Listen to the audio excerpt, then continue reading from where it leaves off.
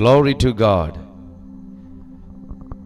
നാം എല്ലാവരും വിശ്വസിക്കുന്ന ദൈവം നമ്മെ സഹായിച്ചില്ലെങ്കിൽ, ദൈവം നമ്മുടെ പ്രാർത്ഥന കേട്ടില്ലെങ്കിൽ, നമ്മുടെ പ്രാർത്ഥനയ്ക്ക് ഉത്തരം വന്നില്ലെങ്കിൽ എന്തു ചെയ്യും? നിങ്ങളെപ്പോഴെങ്കിലും ആ കാര്യം ചിന്തിച്ചിട്ടുണ്ടോ?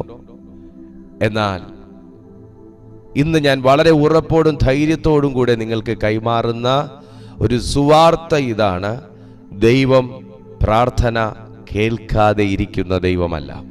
ഇന്നത്തെ ഈ സന്ദേശം സകലത്തെയും ക്രമത്തിലാക്കുന്ന ഒരു ദിവസം എന്നുള്ളതാണ്. ഈ സന്ദേശത്തിന് ഞാൻ ടൈറ്റിൽ കൊടുത്തിരിക്കുന്നത് കർത്താവിൻ്റെ ആത്മാവ് എനിക്ക് വ്യക്തമായി എൻ്റെ ഉള്ളത്തിൽ തന്ന ഒരു ക്യാപ്ഷനാകുന്നു ഞാൻ ഈ കൊടുത്തിരിക്കുന്നത്. അതേ പ്രിയപ്പെട്ടവരെ, സകലത്തെയും ക്രമത്തിലാക്കുന്ന ദൈവത്തിന് ഇന്ന് ചില കാര്യങ്ങൾ നിങ്ങളോട് അറിയിക്കാനുണ്ട്.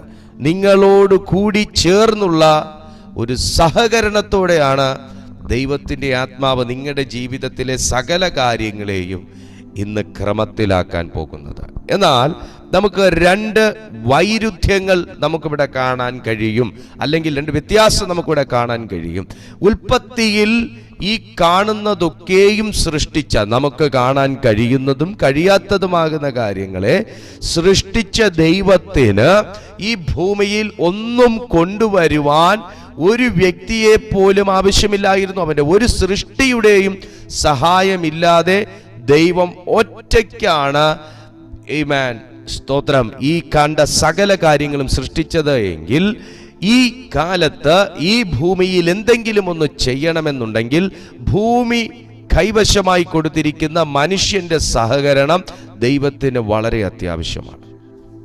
അതെ മാന്യ സുഹൃത്തെ, ഇന്ന് പ്രഭാതത്തിൽ ഈ സന്ദേശത്തിൽ ദൈവാത്മാവ് നിങ്ങളോട് ആവശ്യപ്പെടുന്ന ഒരു വലിയ കാര്യം ഇതാണ്: നിങ്ങൾ ദൈവത്തോടുകൂടെ സഹകരിക്കുന്ന ഒരു ദിവസമാണ് ഇന്ന് എങ്കിൽ, ഈ മാസത്തെക്കുറിച്ചല്ല ഞാൻ പറയുന്നത്, ഈ വർഷത്തെക്കുറിച്ചുമല്ല ഞാൻ പറയുന്നത്, ഈ വചനം നിങ്ങൾ കേൾക്കുകയും നിങ്ങൾ ഒരു തീരുമാനത്തിൽ എത്തുകയും ചെയ്യുന്ന ഒരു ദിവസമാണിതെങ്കിൽ, നിങ്ങൾ വിശ്വസിക്കുകയാണ് എന്നുണ്ടെങ്കിൽ, ദൈവവചനം അനുശാസിക്കുന്ന രീതിയിൽ നിങ്ങൾ വിശ്വസിക്കുകയാണെന്നുണ്ടെങ്കിൽ, ദൈവം പറയുന്ന കാര്യം എന്ത് എന്ന് നിങ്ങൾ ഗ്രഹിക്കുകയാണ് എന്നുണ്ടെങ്കിൽ, ഞാൻ ഉറപ്പ് പറയുന്നു, ഞാൻ ആത്മനിറവിൽ പറയുന്നു, നിനക്ക് ഡിസോർഡറായി കിടക്കുന്ന, താളം തെറ്റിക്കിടക്കുന്ന പല കാര്യങ്ങളും ഇന്നത്തെ ദിവസം ക്രമത്തിലാകുന്ന ഒരു ദൈവശക്തി വെളിപ്പെടുക തന്നെ ചെയ്യും. ഹല്ലേലൂയ. തിരുവെഴുത്തിൽ യെശയ്യാ പ്രവാചകന്റെ പുസ്തകം 40-ാമത്തെ അധ്യായം അതിന്റെ 26-ാമത്തെ തിരുവെഴുത്ത് ഇങ്ങനെയാണ് വായിക്കുന്നത്: നിങ്ങൾ കണ്ണ് മേലോട്ട് ഉയർത്തി നോക്കുവിൻ, ഇവയെ സൃഷ്ടിച്ചതാർ? അവൻ അവയുടെ സൈന്യത്തെ സംഖ്യാക്രമത്തിൽ പുറപ്പെടുവിക്കുകയും അവയെ എല്ലാം പേർ ചൊല്ലി വിളിക്കുകയും ചെയ്യുന്നു. അവന്റെ വീര്യമാഹാത്മ്യം നിമിത്തം, അവന്റെ ശക്തിയുടെ ആധിക്യം നിമിത്തവും അവയിൽ ഒന്നും കുറഞ്ഞു കാണുകയില്ല. ദൈവത്തിന്റെ ആത്മാവ് വളരെ ശക്തിയോടെ യെശയ്യാ പ്രവാചകന്റെ പുസ്തകത്തിൽ യഹൂദായുടെ പ്രവർത്തികളെ നോക്കി, യഹൂദ ചെയ്തത് നോക്കി, ഇസ്രായേൽ ചെയ്തത് നോക്കി, അവരുടെ പാപങ്ങളെ നോക്കി ദൈവത്തിന്റെ പ്രവൃത്തിയെ ആമേൻ എൻ്റെ ദൈവം വെളിപ്പെടുത്തുകയാണ്. കാരണം അവരുടെ പാപങ്ങൾ, അവരുടെ അജ്ഞതകൾ, അവരുടെ മൂഢതകൾ ദൈവത്തിന്റെ പ്രവൃത്തിയെ ത്യജിക്കുമ്പോൾ, വിസ്മരിക്കുമ്പോൾ, ആമേൻ, ദൈവം ഒരു ഭക്തന്റെ ജീവിതത്തിൽ വെളിപ്പെടുത്താനിരിക്കുന്ന കാര്യങ്ങളെ അവരുടെ തന്നെ പ്രവർത്തികൾ തടയുമ്പോൾ ദൈവാത്മാവ് അവരോട് പറയുന്നൊരു കാര്യം, പ്രവാചകനിലൂടെ അവരോട് പറയുന്ന കാര്യം, നിങ്ങൾ കണ്ണ് മേലോട്ട് ഉയർത്തി നോക്കണം. ഒരു മനുഷ്യന്റെയും സഹായമില്ലാതെ, ഒരു മനുഷ്യന്റെയും കൂട്ടായ്മയില്ലാതെ, ഒരു മനുഷ്യനോടും ചോദിക്കാതെ, ഒരു മനുഷ്യന് പോലും എതിർ നിൽക്കാൻ കഴിയാതെ, എന്നാൽ ഒരു ശക്തിക്ക് പോലും തകർക്കാൻ കഴിയാതെ, തടയാൻ കഴിയാതെ, ഒരു പൈശാചിക ശക്തിയെന്നോ ഒരു അന്ധകാര ശക്തിയെന്നോ ഒരു ദേശത്തിന്റെ പോരെന്നോ ഒന്നും തന്നെ പറയാനില്ലാതെ ദൈവം തൻ്റെ ഇഷ്ടത്തിന് ചമച്ചുണ്ടാക്കിയ സകലത്തെയും ഒന്ന് കാണണമെന്നുണ്ടെങ്കിൽ നിന്റെ കണ്ണ് ഉയരണം. ആമേൻ, പ്രൈസ് ടു ജീസസ്. ഇന്ന് പകലിലും പരിശുദ്ധാത്മാവ് ഈ വചനം ഞാൻ സംസാരിച്ചുകൊണ്ടിരിക്കുമ്പോൾ എൻ്റെ ഉള്ളത്തിൽ ദൈവാത്മാവ് തരുന്നൊരു ബോധ്യവും അത് പൊതുവായി വിളിച്ചു പറയാൻ പരിശുദ്ധാത്മാവ് ആവശ്യപ്പെടുകയും ചെയ്യുന്നൊരു കാര്യം ഇതാണ്: പലരുടെയും കണ്ണ് താഴ്ന്നിരിക്കുന്നതാണ് ദൈവത്തിൻ്റെ പ്രവൃത്തിയെ കാണാൻ കഴിയാത്തത്. ഇന്ന് ദൈവം ചിലരോട് പറയുന്നു, നിന്റെ കണ്ണ് മുകളിലോട്ട് ഉയരുന്ന ഒരു ടൈമാണിത്. നിന്റെ തല മുകളിലേക്ക് ഉയരാൻ പോകുന്ന ഒരു ടൈമാണിത്. നിന്നെ ദൈവത്തിന്റെ പ്രവൃത്തി കാണിക്കാൻ തക്കവണ്ണം നിന്റെ താഴ്ന്നിരിക്കുന്ന തലയെയും താഴ്ന്നിരിക്കുന്ന കണ്ണിനെയും സ്വർഗം മുകളിലേക്ക് ഉയർത്താൻ പോകുന്ന ഒരു ടൈമാണിത്. ഇത് സകലത്തെയും ക്രമത്തിലാക്കുന്ന ദിവസം.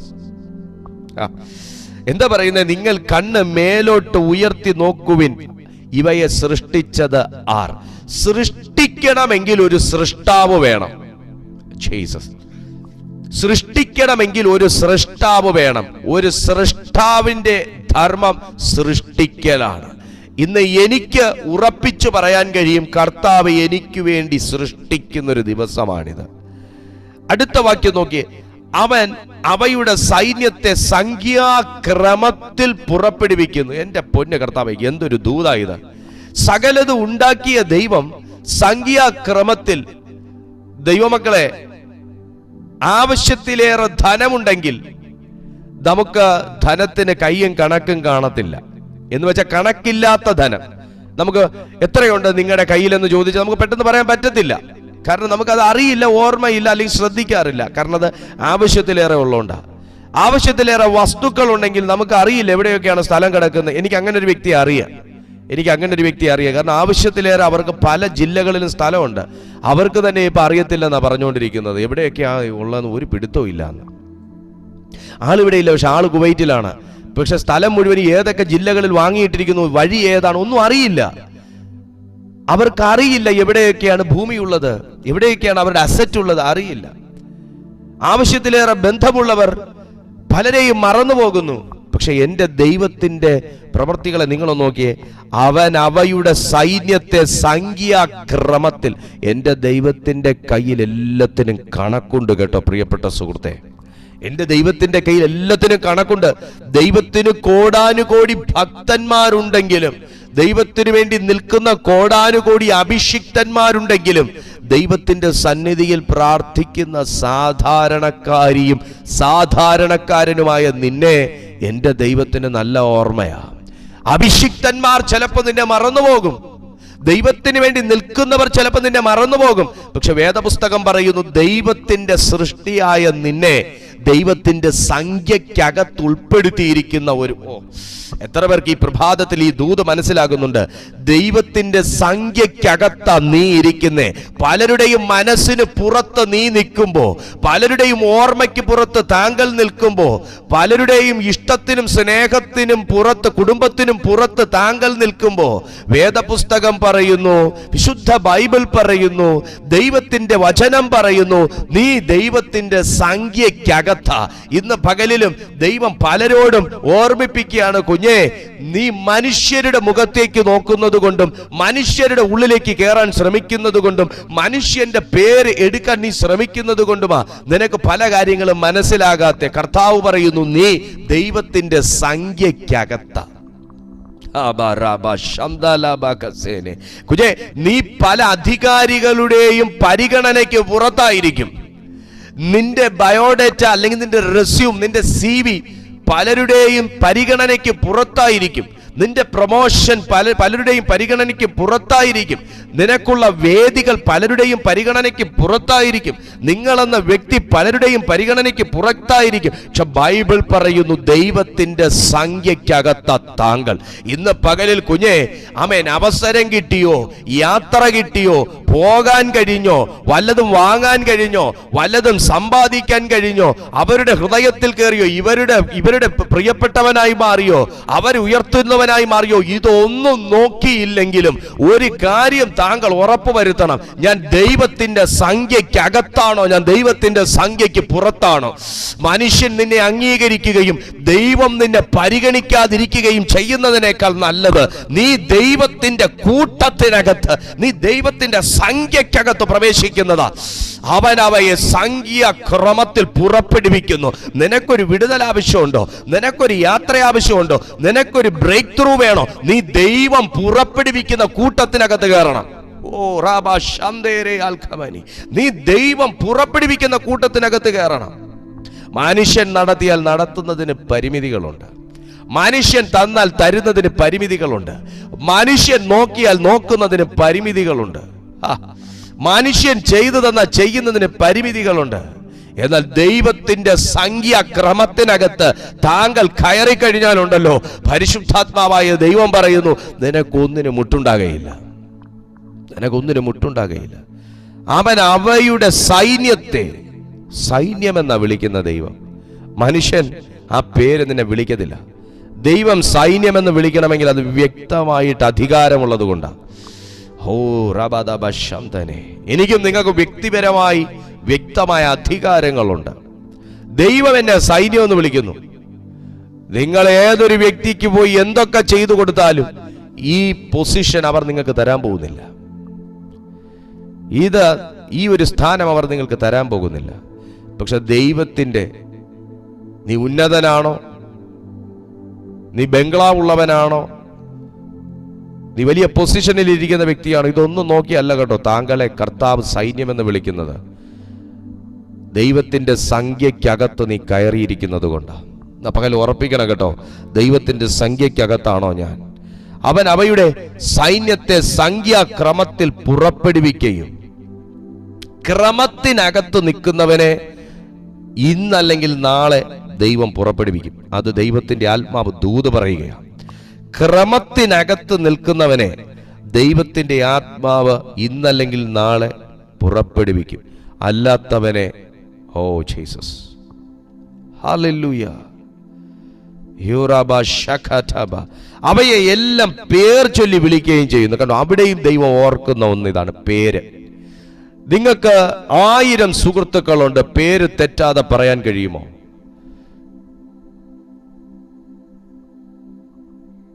Price to Jesus. നിങ്ങൾക്ക് 1000 സുഹൃത്തുക്കളുണ്ട്, പേര് തെറ്റാതെ പറയാൻ കഴിയുമോ? നിങ്ങളുടെ ഫോൺ കോണ്ടാക്റ്റിൽ 1000 നമ്പറുകളുണ്ട്, നിങ്ങൾക്ക് നമ്പർ തെറ്റാതെ പറയാൻ കഴിയുമോ? ഹല്ലേലൂയ. നിങ്ങളുടെ കയ്യിൽ 1000 പുസ്തകങ്ങളുണ്ട്, പേര് തെറ്റാതെ നിങ്ങൾക്ക് അതിന്റെ ഓരോന്നിന്റെ പേര് പറയാൻ പറ്റുമോ? പക്ഷെ വേദപുസ്തകം പറയുന്നു, ദൈവം കൗണ്ട് ചെയ്ത ഒരു വ്യക്തിയാണെങ്കിൽ, ദൈവം എണ്ണിയെടുത്ത ഒരു വ്യക്തിയാണെങ്കിൽ, ദൈവം തിരഞ്ഞെടുത്ത ഒരു വ്യക്തിയാണെങ്കിൽ, ദൈവത്തിന്റെ ക്രമത്തിനകത്ത് നിൽക്കുന്ന ഒരു വ്യക്തിയാണെങ്കിൽ, സ്വർഗം അവനെ ഓർഡർ ബൈ ഓർഡർ ആയിട്ട്, നമ്പർ 1 by 1 ആയിട്ട് അവനെ കർത്താവ് പുറപ്പെടുവിക്കും. ഇന്ന് പകലിൽ പരിശുദ്ധാത്മാവ് ചിലരെ നോക്കി ശക്തിയോടെ പ്രവചിക്കുകയാണ്. നിന്റെ ലൈഫിൽ പുറപ്പാടുകൾക്ക് തടസ്സമായി നിൽക്കുന്നത്, നിന്റെ ലൈഫിൽ മുമ്പോട്ട് പോകാൻ തടസ്സമായി നിൽക്കുന്നത്, ഒരു ബ്രേക്ക് ത്രൂ ഇതുവരെയും നിനക്ക് നൽകാൻ അനുവദിക്കാതെ വണ്ണം തടയുന്നതായ സകല ദുർശക്തികളെയും സകല പോരുകളെയും ഇന്ന് പകൽ ഈ വചനത്തിന്റെ ശക്തി ചെന്ന് തകർത്തു മാറ്റി നിന്നെ സ്വർഗം ക്രമത്തിലാക്കുന്ന ഒരു പ്രഭാതമായി ഇത് മാറുകയാണ്, ഒരു ദിവസമായി ഇത് മാറുകയാണ്. കാര്യം എന്നാന്നറിയാവോ? അവന്റെ വീര്യ മാഹാത്മ്യ നിമിത്തവും അവന്റെ ശക്തിയുടെ ആധിക്യ നിമിത്തവും അവയിലൊന്നും കുറഞ്ഞ് കാണാതിരിക്കാൻ വേണ്ടിയിട്ടാണ്. അവയിലൊന്നും കുറയരുതെന്ന് ദൈവം ആഗ്രഹിക്കുന്നു. കുഞ്ഞെ, ദൈവം നിന്നെക്കുറിച്ച് ആഗ്രഹിക്കുന്നു. എനിക്ക് വളരെ വിചിത്രവും അത്ഭുതകരവുമായി തോന്നുന്നു എനിക്ക് ഈ ദൈവവചനം. കാരണം മനുഷ്യനോട് ഒട്ടും തന്നെ നമുക്ക് ചേർത്ത് വെച്ച് താരതമ്യം ചെയ്യാൻ പോലും കഴിയാത്തൊരു വചനമാണിത്. കാര്യം എന്താണെന്നറിയാവോ? ബൈബിൾ പറയുന്നു, ഒന്നുപോലും കുറഞ്ഞു കാണരുത്. മനുഷ്യൻ നേരെ തിരിച്ച. ദൈവം ആരാന്ന് ചോദിച്ചാൽ നേരെ മനുഷ്യന് ഓപ്പോസിറ്റ് ആയിട്ട് ചിന്തിച്ചാൽ മതി. മനുഷ്യൻ നിനക്കുള്ളത് കുറയണമെന്നും നിനക്കുള്ളത് ലഭിക്കരുതെന്നും നിനക്കുള്ളത് നീ അനുഭവിക്കരുതെന്നും നിനക്കുള്ളത് കൊണ്ട് നീ സാക്ഷ്യം പറയരുതെന്നും നീ പേരെടുക്കരുതെന്നും നീ വളരരുതെന്നും നീ ദൈവത്തിന് വേണ്ടി പ്രയോജനപ്പെടരുതെന്നും നീ പ്രാർത്ഥിച്ചൊരു വിടുതലെടുക്കരുതെന്നും നീ സന്തോഷിക്കരുതെന്നും യാത്ര ചെയ്യരുതെന്നൊക്കെ മനുഷ്യൻ ആഗ്രഹിക്കുമ്പോൾ ബൈബിൾ പറയുന്നു, എൻ്റെ ദൈവം നീ ഒന്നും കുറഞ്ഞു പോകരുതെന്ന്. ഒന്നും കുറഞ്ഞു പോകരുതെന്നല്ല, കുറഞ്ഞു കാണരുത്. ആ വചനം നിങ്ങൾ കണ്ടായിരുന്നോ? അവന്റെ വീര്യമാഹാത്മ്യം നിമിത്തവും അവന്റെ ശക്തിയുടെ ആധിക്യം നിമിത്തവും അവയിലൊന്നും കുറഞ്ഞു കാണുകയില്ല. ദൈവം നീ ആഗ്രഹിക്കുന്നത് നീ നന്നായി കാണണമെന്നാണ്. കുറഞ്ഞ് കാണരുത്. എൻ്റെ കർത്താവിൻ്റെ ഇച്ഛ അതാണ്, കുറഞ്ഞ് കാണരുത്. ഇത് പകലിൽ നിനക്കുള്ള സ്നേഹം കുറഞ്ഞു പോകുന്നെങ്കിൽ ദൈവം അത് കാണുന്നുണ്ട് കേട്ടോ. നിനക്ക് ലഭിക്കേണ്ട സ്നേഹം കുറഞ്ഞു പോകുന്നെങ്കിൽ, ലഭിക്കേണ്ട പരിഗണന കുറഞ്ഞു പോകുന്നെങ്കിൽ, ലഭിക്കേണ്ട നന്മ കുറഞ്ഞു പോകുന്നെങ്കിൽ അത് കാണുന്ന ഒരു ദൈവമുണ്ട്.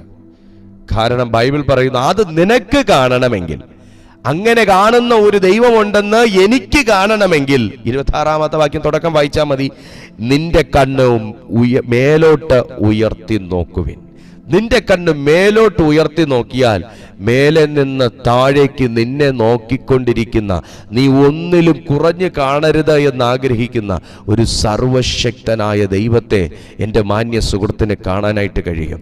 ഇന്ന് ദൈവം ആരോടോ ശക്തിയോടെ ആഴത്തോടെ സംസാരിക്കുകയാണ്. സ്വർഗം നിന്നെ ഇന്ന് ക്രമത്തിലാക്കാൻ പോകുക. നിന്നെ ഈ ഒരു വലിയ പരിഗണനയ്ക്കകത്തേക്ക് പരിശുദ്ധാത്മാവ് കയറ്റാൻ പോവുക. ഇന്ന് നീ തയ്യാറാണ് എന്നുണ്ടെങ്കിൽ, ഈ ഭൂമിയിൽ ദൈവത്തിന് എന്ത് ചെയ്യണമെന്നുണ്ടെങ്കിലും മനുഷ്യന്റെ സഹായം ഇപ്പോൾ വേണം.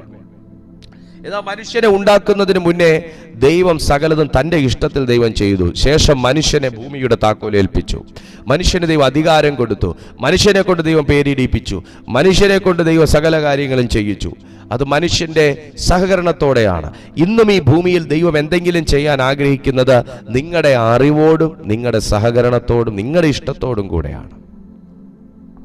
അതുകൊണ്ട് ദൈവം പറയുന്നു, ഇവയൊക്കെ സൃഷ്ടിച്ച ദൈവത്തിന് ഭൂമിയിലെ മനുഷ്യന് വേണ്ടി ഇനിയും പല കാര്യങ്ങളും ചെയ്യാൻ കഴിയും. ദൈവം നിനക്ക് വേണ്ടി ഇനിയും ചെയ്യാൻ തയ്യാറാ.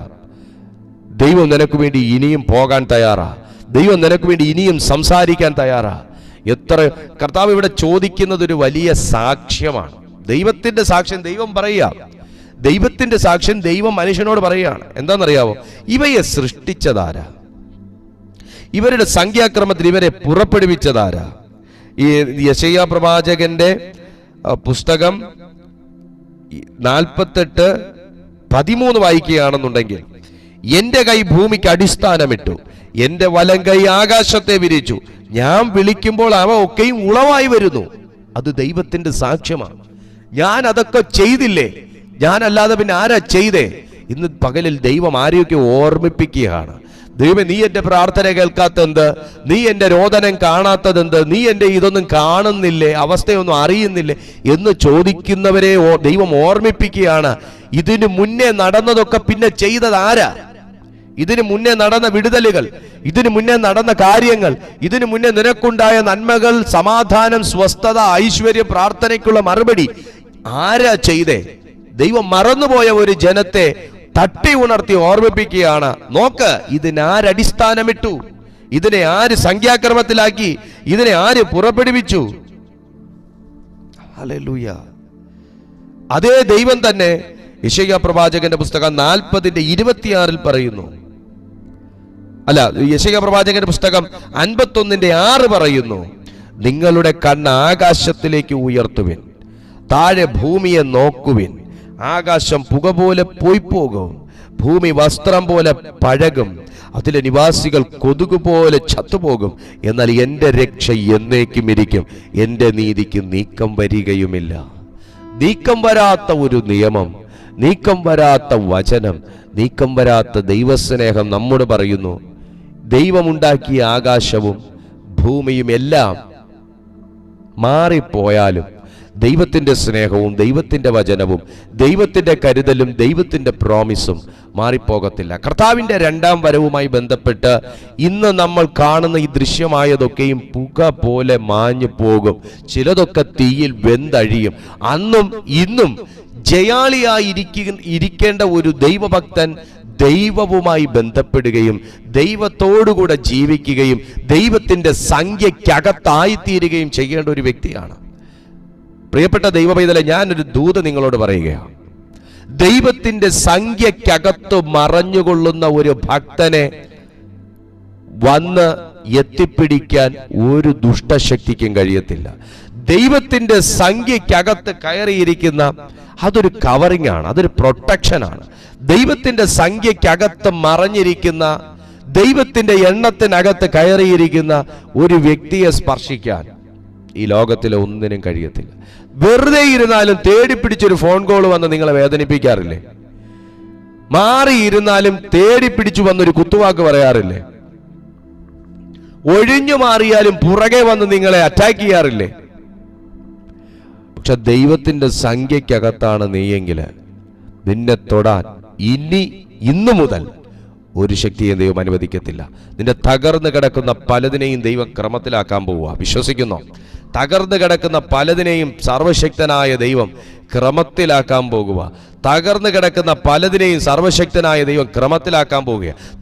തകർന്നു കിടക്കുന്ന നിങ്ങളുടെ ഫിനാൻഷ്യൽ മേഖലകളെ, തകർന്നു കിടക്കുന്ന നിങ്ങളുടെ കുടുംബജീവിതത്തെ, തകർന്നു കിടക്കുന്ന നിങ്ങളുടെ ഉപജീവന മാർഗത്തെ, തകർന്നു കിടക്കുന്ന നിങ്ങളുടെ സ്വൈര്യ ജീവിതത്തെ, തകർന്നു കിടക്കുന്ന നിങ്ങളുടെ ബന്ധങ്ങളെ, തകർന്നു കിടക്കുന്ന നിങ്ങളുടെ ആത്മീയ ജീവിതത്തെ, തകർന്നു കിടക്കുന്ന നിങ്ങൾക്കുള്ള സകലത്തെയും, തകർന്നു കിടക്കുന്ന നിങ്ങളുടെ ഭവനത്തെ എൻ്റെ ദൈവം ഇന്ന് പണിയാൻ പോകുക.